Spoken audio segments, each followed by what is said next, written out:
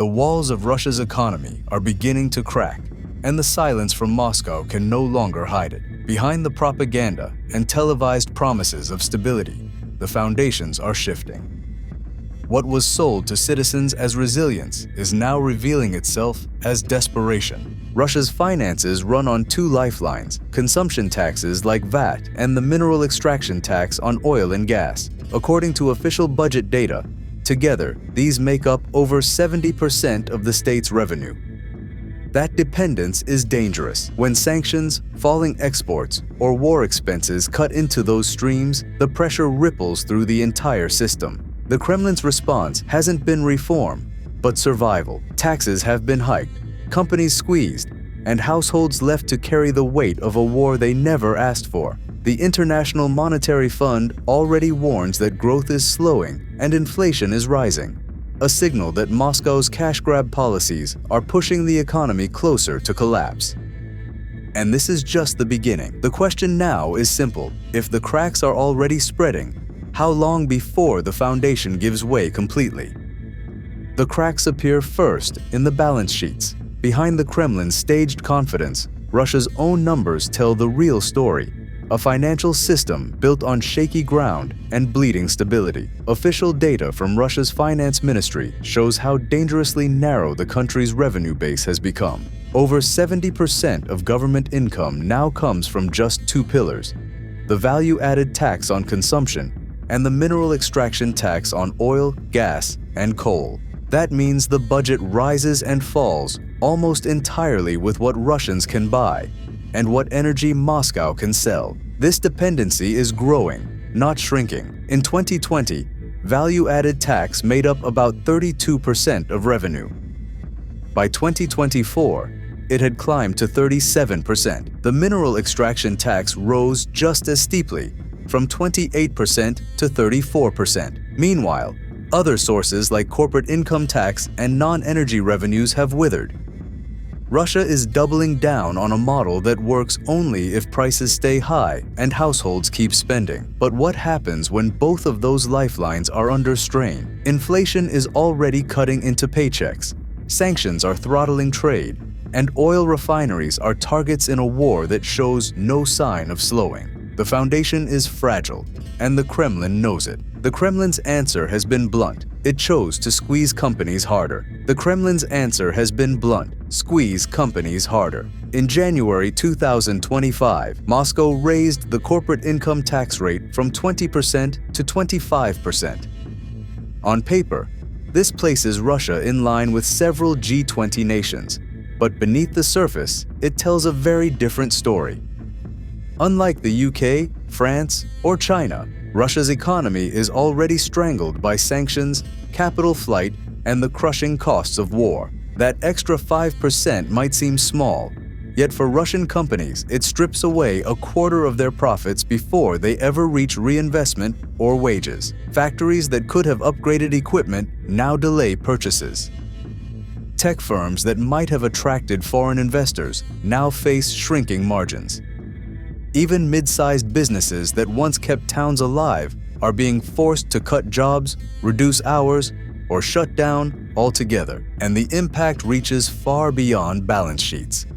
Fewer investments mean fewer jobs, weaker competition, and slower growth. Russia's economy is being drained of the very dynamism it needs to survive. And the pressure is only building because the Kremlin isn't stopping with corporations. And if companies are already bleeding, what happens when ordinary households become the next target? The answer is already taking shape. Moscow's next move is to raise value-added tax, or VAT, from 20% to 22% starting in 2026. On paper, it looks like a minor adjustment, just 2 percentage points. In reality, it's a massive shift, because VAT touches everything. Unlike corporate tax, which targets profits, VAT piles cost onto every step of the supply chain, from raw materials to the finished loaf of bread. Each transaction carries an extra layer of expense. To put it into perspective, Germany holds VAT at 19%, India at 18%, Brazil at 17%, and Mexico at 16%. Even France, The UK and Turkey keep their rates at 20%. Only Italy matches Russia's planned 22%. And in the United States, VAT is officially zero. This comparison makes clear what Russian households are facing, one of the heaviest tax burdens in the world on everyday purchases. Economists warn that this will not just add a few rubles to the price tag. In a country already struggling with inflation above 8%, higher VAT is like stacking bricks on a sinking ship. Prices on food, clothing, and medicine will rise. Small businesses will either pass on the cost to consumers or cut back to survive. Families will feel the squeeze most of all, watching paychecks lose value faster than they can adjust. And this raises the next question: what does a tax built into every transaction mean for the daily lives of ordinary Russians already fighting to stay afloat? The answer is already hitting dinner tables. When VAT rises, it does not stay on ledgers or in boardrooms. It follows every purchase home. Bread prices in Moscow and St. Petersburg have already crept higher, tracked by Rostat's own data showing food inflation climbing above 10% in mid-2025. A loaf that cost 50 rubles a year ago now costs closer to 60, with no sign of relief. For families whose wages remain frozen, each trip to the store feels heavier. The IMF has warned that Russian real incomes will continue to shrink through 2025 as inflation outpaces salary adjustments. Even the central bank admitted in its July bulletin that household purchasing power is under sustained pressure, and this pressure feeds on itself. Workers demand higher pay to keep up. Employers, already squeezed by taxes and sanctions, raise prices again to cover the increases. Economists call it a wage price spiral. Russians call it survival. The spiral is already visible in cities across the country, from Yekaterinburg to Novosibirsk, where regional outlets report strikes and walkouts in manufacturing plants. Every layer of this crisis lands on ordinary people. Paychecks buy less, savings vanish in real terms, and the idea of financial stability becomes a memory. The Kremlin may insist the economy is steady, but the empty wallets and rising bills tell another story.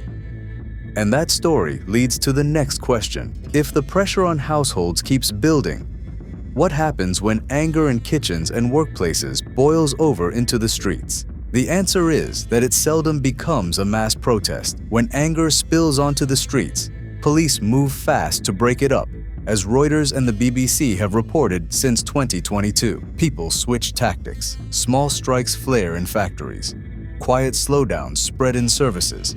And many choose the exit instead of the square. The Carnegie Endowment notes that this kind of pressure weakens trust and drains the workforce, which hurts growth even more. The streets fall quiet, but the strain keeps rising at home and at work. And if faith in a fix keeps fading, what does the next year look like for Russia's economy and its people?